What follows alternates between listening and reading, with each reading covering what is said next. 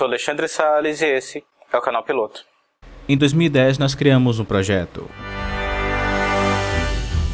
Um lugar onde os aviadores e os estudantes de aviação poderiam encontrar entretenimento e detalhes sobre a formação aeronáutica, um conteúdo por e para aviadores. E assim nasceu o canal Piloto. Se você acha que pilotar é uma atividade calma, simples e agradável, bom, eu tenho umas verdades para te contar. Então, senhores, no episódio de hoje nós falaremos sobre as reais características do voo de instrução e por que esse tema é relevante afinal. Pela internet, redes sociais e até no próprio site do canal Piloto, nós vemos várias daquelas imagens motivacionais que falam do quão prazeroso é voar, que comandar uma aeronave é uma sensação inesquecível, que tudo isso é quase mágico e tudo mais. E, de fato, é verdade. Só que quanto mais uma pessoa se foca nesse tipo de mensagem, menos noção ela terá de como é o real ambiente de um voo, como é pilotar uma aeronave, inicialmente de instrução.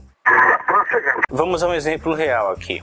Certo dia, um aluno chega para o seu primeiro voo de instrução, num dia quente, às 13 horas. E, estranhamente, ele entra na aeronave de casaco. E ao ser questionado pelo instrutor de voo sobre isso, ele tenta explicar que quanto mais alto, mais frio, possivelmente lá em cima, no voo de instrução, faria frio. Só que mal sabia ele que o motor de uma aeronave de instrução é mais poderoso do que um fogão a lenha. Ou seja, se o instrutor de voo não alertasse ele sobre aquilo, ele ia sofrer e muito naquele calor lá em cima e de casaco. Cara, é impressionante como existe gente idiota e sem noção nesse mundo. O aluno dessa história era eu. Meu passado me condena.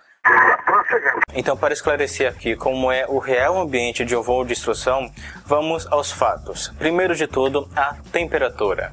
As aeronaves que normalmente serão utilizadas naquele lindo dia ensolarado ficarão no pátio da escola de aviação ou do aeroclube, fechadas, sob o sol, e normalmente nem todas têm aqueles painéis térmicos como os carros. Ou seja, quando você for lá ingressar na aeronave e abrir ela, você vai sentir aquela gostosa sensação térmica de 45 graus. E esse calor vai permanecer até você ligar o motor, quando o calor desse ambiente abafado vai ser substituído pelo calor do motor funcionando. Ou seja, o ambiente vai ser ventilado, mas ele não vai ficar tão mais agradável do que isso. Portanto, somando o fato que você vai com as pernas praticamente coladas na carenagem do motor quente durante todo o voo, frio em voo de instrução no Brasil é uma coisa que você não vai sentir. E agora sobre o ruído. Diferente das aeronaves de linha aérea que têm isolamento acústico, nas aeronaves de instrução você poderá aproveitar a música do motor em sua totalidade. Portanto, você terá que conversar com seu instrutor de voo literalmente aos gritos durante o voo inteiro, como eu fiz durante todo o meu curso de piloto privado. Ou ainda, você pode comprar um headset que ameniza em muito o ruído, mas mesmo assim, não totalmente. E se você nunca voou em uma aeronave de instrução, eu vou colocar aqui uma pequena amostra dessa maravilhosa música do motor que você vai passar horas e horas escutando durante os seus voos. Então se prepare em 3, 2, 1...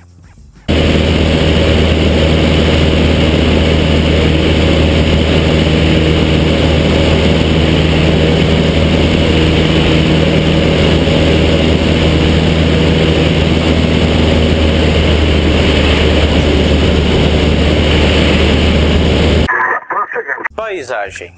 Diferente do que muitas pessoas pensam, admirar a paisagem é a última coisa que a gente faz quando nós olhamos para fora do avião.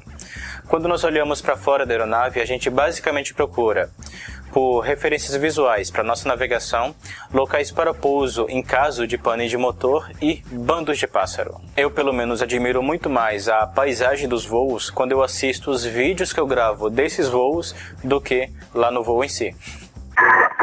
E agora sobre o cansaço. Por incrível que parível, pilotar cansa. A variação de altitude e pressão e as já citadas temperatura, ruído e nível de atenção causam estresse no corpo, cansaço. coisa que você já vai sentir nos primeiros voos, que duram apenas 1 hora, e vai ser multiplicada nos voos de navegação que duram 3 horas ou mais. O meu recorde foi uma navegação de 8 horas seguidas, parando apenas 2 vezes para reabastecer. Mas, melhor do que eu me aprofundar nesse assunto, é recomendar que você escute o CPCast 36, que é uma entrevista em áudio onde uma médica aeroespacial explica sobre essa e muitas outras alterações que o nosso corpo sofre em voo. E uma dica, se você for escutar, não deixe sua esposa ou mãe escutarem junto. Elas vão se assustar. Sério. E para finalizar, coordenação. Aproveitar o voo de modo geral é um tanto que complicado, principalmente no início, quando você está aprendendo a voar, porque você é o responsável por fazer muitas coisas ao mesmo tempo. Porque ali durante o voo você é o piloto, o navegador, o operador de rádio e o engenheiro de voo. Então ali durante o voo você terá de checar as referências visuais para navegação, se comunicar com o controle de tráfego aéreo ou com outras aeronaves na frequência de autocoordenação.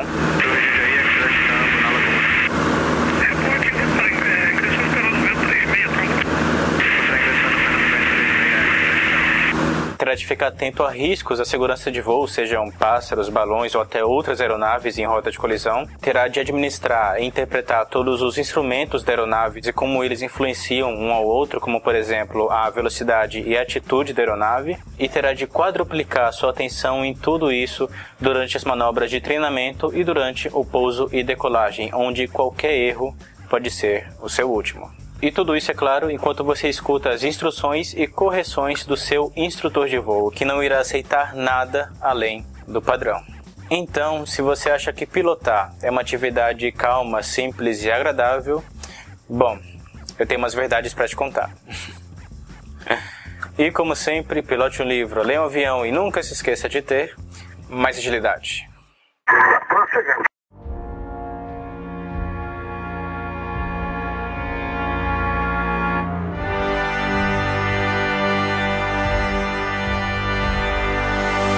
Esse episódio do Canal Piloto foi um oferecimento da Bianchi Pilot Shop, a maior loja de aviação do Brasil.